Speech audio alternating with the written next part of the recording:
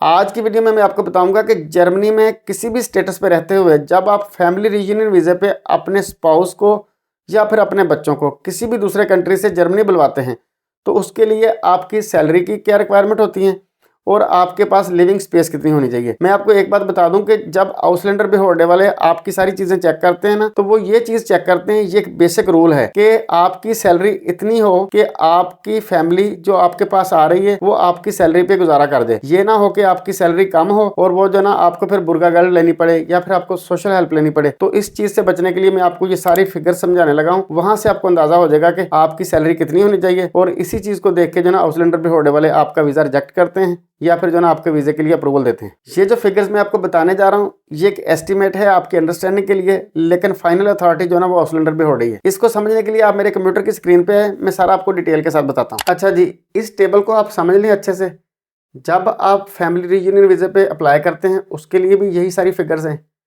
ये दो कॉलम बड़े इंपॉर्टेंट हैं, ये जो रेड कलर में है, ये जो ग्रीन कलर के अंदर है, ये जो ना आपके लिए मजीद डिटेल है अगर आप इसको डिटेल में देखना चाहें तो। लेकिन आपने फोकस करना है इन दो कॉलम्स के ऊपर।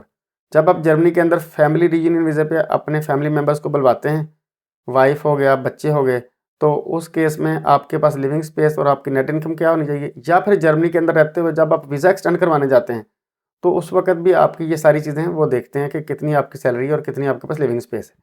तो ये टेबल दोनों पर्पज़ के लिए इस्तेमाल हो रहा है।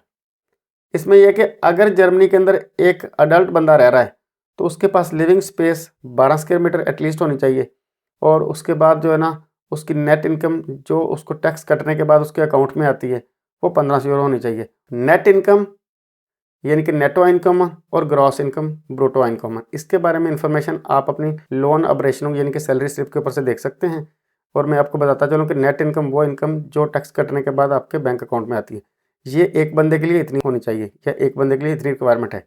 अगर दो अडल्ट रह रहे हैं जर्मनी के अंदर या फिर एक बंदा रह रहा है उसने अपनी वाइफ को बुलवाना है तो उसके लिए जो है ना, या उसने अपने हस्बैंड को बुलाना, उसके लिए 24 स्क्वायर मीटर लिविंग स्पेस होनी चाहिए एटलीस्ट और 2200 यूरो की नेट इनकम होनी चाहिए जो उसके अकाउंट में आ रही है। अगर दो अडल्ट हस्बैंड वाइफ रह रहे हैं और साथ एक बच्चा रह रहा है तो उसके लिए 34 स्क्वायर मीटर लिविंग स्पेस होनी चाहिए और 2600 यूरो उनकी नेट इनकम होनी चाहिए। या इसको इस तरीके से देख लें कि एक बंदा जो है ना जर्मनी में रह रहा है हस्बैंड, और वो अपनी वाइफ को बुलवाना चाह रहा है और अपने बच्चे को बुलवाना चाह रहा है जर्मनी फैमिली रीयूनियन वीज़े के ऊपर, तो उस केस में उसके पास एटलीस्ट इतनी रिक्वायरमेंट होनी चाहिए। इसी तरीके से जो ना आपने ये सारे टेबल की इन्फॉर्मेशन को देख लेना है, ये आपके लिए जो ना मुकम्मल डिटेल है। उसके बाद आप अगला टेबल देखें जो मैं अभी दिखाने जा रहा हूँ। इसके ऊपर जो वैल्यूज़ लिखी हैं, आपने जब अपनी सैलरी कैलकुलेट करनी है ना अपने फैमिली रीयूनियन वीज़े के लिए तो आपने इन वैल्यूज़ को ज़हन में रखना है। आउसलैंडर बिहोर्डे वाले सोशल गेजेट्स बुक स्वाय के सेक्शन 28 के अकॉर्डिंग जो ना आपकी बेसिक नीड्स को चेक करते हैं। वो ये चेक करते हैं कि ये जो बंदा है ना ये कहीं बुर्गा गर्ल के ऊपर ना डिपेंड करने लग जाए। तो उसके लिए क्या करते हैं कि वो कहते हैं कि सिंगल जो बंदा है ना, जो अडल्ट है, उसकी जो बेसिक रिक्वायरमेंट है ना, जब हम उनको बुर्गा गर्ल देते हैं तो हम उनकी बुर्गा गर्ल इस तरीके से कैलकुलेट करते हैं। तो उनकी जो बेसिक रिक्वायरमेंट है ना एक बंदे के लिए, तो वो उनको हम 563 यूरो एक बंदे के लिए कैलकुलेट करते हैं कि इसमें उसकी बेसिक रिक्वायरमेंट पूरी हो जाती है, उसका खाना पीना या उसके एक्सपेंसेस जो ना जो उसकी बेसिक नीड को पूरा करें। तो ये इस तरीके से एक बंदे के लिए। अगर आपके घर में दूसरा सेकंड अडल्ट रहना चाह रहा है या आपका स्पाउस आपके पास जर्मनी आ रहा है तो उसके लिए आप 506 यूरो उसको शामिल करें। अगर कोई एक बच्चा आपके साथ रह रहा है या फिर आप किसी बच्चे को बुलवा रहे हैं उसकी उम्र 1 साल से लेकर 5 साल तक है तो उसका आपने जो ना 357 यूरो जो ना वो काउंट करना है।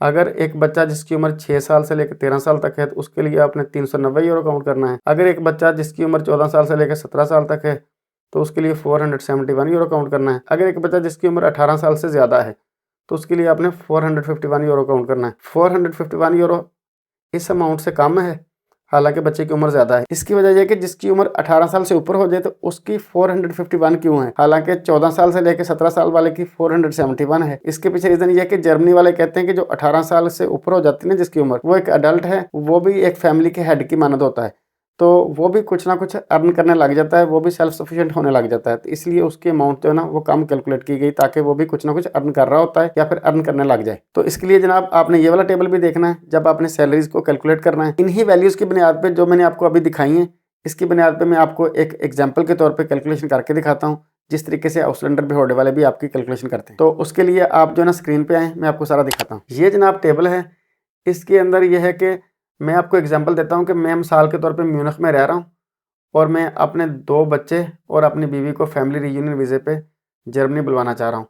मेरा जो वार्म रेंट है ना, जिसको वार्म मीटे कहते हैं, वो 1000 यूरो है और ये कॉलम है, इसके अंदर आपके फैमिली मेम्बर्स लिखे हुए हैं और आपके जो है ना दूसरी बेसिक्स वो लिखी हुई हैं। उसके बाद उनकी एज आ गई, उसके बाद जो है ना आपकी जो बेसिक रिक्वायरमेंट है या बेसिक नीड है, कितने अमाउंट जो है ना आपको चाहिए होती है। हस्बैंड के लिए 563 यूरो आप जो है ना ये काउंट करें, जो पिछले टेबल में मैंने आपको दिखाया था। उसके बाद जो है ना सेकंड अडल्ट के लिए यानी कि आपकी वाइफ के लिए 506 यूरोज़। उसके बाद एक बच्चा जो 6 साल की उम्र का है उसके लिए 390 यूरोज़। उसके बाद दूसरा बच्चा जो कि 10 साल का है उसके लिए भी 390 यूरोज़।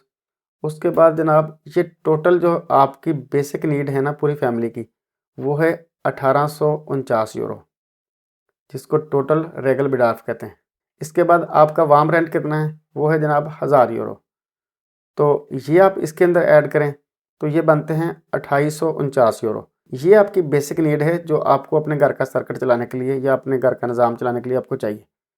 तो इसका मतलब ये हुआ कि आपकी सैलरी इसी रेंज में होनी चाहिए जो मैंने आपको पीछे सबसे पहले टेबल में बताई थी कि 3000 यूरो या 3200 यूरो। अगर हम इसके अंदर जो है ना शामिल करें बिजली का, इंटरनेट का या फिर कोई ट्रांसपोर्ट का या फिर इसके अलावा कोई और मुतफर्रक या मिसलेनियस खर्चा, मिसाल के तौर पे आप बिजली और टेलीफोन का शामिल करें 150 यूरो और दूसरा खर्चा अगर कोई आपने ट्रेन की टिकट ली हुई है या कोई इसके अलावा कोई और खर्चा है तो 100 यूरो वो ऐड करें। तो ये जनाब यहाँ पे जो बनता था ना 2849 वो तकरीबन 3100 यूरो बन जाता है। इसका मतलब ये है कि आपकी सैलरी 3000 यूरो से लेके 3200 यूरो के दरमियान होनी चाहिए। ये आपकी नेट इनकम, यही चीज़ जो ना आउसलैंडर पे होल्डर वालों ने आपकी चेक करनी होती है। ये जनाब मैंने आपको खुद कैलकुलेशन करके एक एग्जाम्पल के तौर पर दिखा दी है। अब अगर आप खुद भी कैलकुलेट करना चाहते हैं तो मैं आपको एक समरी सी दे देता हूँ, उसको आप जेहन में रख के जो ना अपनी कैलकुलेशन भी कर सकते हैं। ये जनाब जब आपने खुद कैलकुलेशन करनी है तो आपने बुर्गा गेल्ड कैलकुलेटर को सामने रखना है। आपने जो है ना अपनी इन 3 चीज़ों को जो मैंने रेड कलर में लिखी हैं इनको आपने मद्देनज़र रखना है, ये ज़्यादा ज़रूरी है। आपने अपने फैमिली मेम्बर्स के एक एक बंदे के जो है ना उम्रों के हिसाब से उनका जो रेगुलर बिडार्फ यानी उनकी जो बेसिक रिक्वायरमेंट बनती है ना, जो बेसिक नीड, उसके अकॉर्डिंग जितने जितने यूरोस बन रहे थे वो आपने जो ना अंदर डालते जाने, जो कि ये वाले हैं। ठीक है, आपने इनको जो ना ऐड करते जाना है। उसके बाद आपने अपना वार्म मीटर ऐड करना है हीटिंग समेत। तो फिर जो ना इसका आपने टोटल करना है, उसके अकॉर्डिंग आपकी जो ना वो नेट इनकम आ जाएगी। उसके बाद अगर कोई आपकी इंश्योरेंस है, लाइक आपने हाफ्टलिश फ़िज़िशियन करवाई है, आपने रेस्ट शूट्स फ़िज़िशियन करवाई है या फिर जो है ना अपने दांतों की कोई एक्स्ट्रा इंश्योरेंस करवाई है, तो वो अगर आपने इंश्योरेंस कैलकुलेट करनी है तो वो भी आप इसके अंदर डाल दें। लेकिन ये ऑप्शनल होती हैं क्योंकि ये आपकी बेसिक नीड में नहीं चीज़ें आती। उसके बाद जनाब आपने अगर कोई टेलीफोन, बिजली या कोई दूसरा एक्सपेंस आपकी गाड़ी का है तो वो अगर आपने डालना है तो वो भी इसके अंदर डाल दें। उसके बाद अगर हेल्थ इंश्योरेंस आपका एम्प्लॉयर नहीं पे कर रहा, आप खुद अपनी जेब से पे कर रहे हैं या कोई ऐसा फैमिली मेम्बर है जिसकी आप इंश्योरेंस खुद पे कर रहे हैं, तो आप उसको भी इसके अंदर शामिल कर लें। लेकिन मोस्टली यहाँ पे जर्मनी के अंदर आपको पता है सारे एम्प्लॉयर्स ही पे करते हैं या आपकी सैलरी के अंदर से जो ना उसकी कटौती हो जाती है तो उसको ऐड करने की ज़रूरत नहीं। लिहाजा ये तीनों रोज़ जो ना ये ऑप्शनल हैं। बाकी जो है ना आपको जैसे मैंने बताया इस तरीके से आपने एडअप कर लेना है और इस तरीके से आपकी कैलकुलेशन होके आ जाएगी। मेरा ख्याल है आपको अच्छे से अंडरस्टैंडिंग होगी। अपना और अपने प्यारों का बहुत सारा ख्याल रखिए और मुझे आप अपनी दुआ में याद रखिए।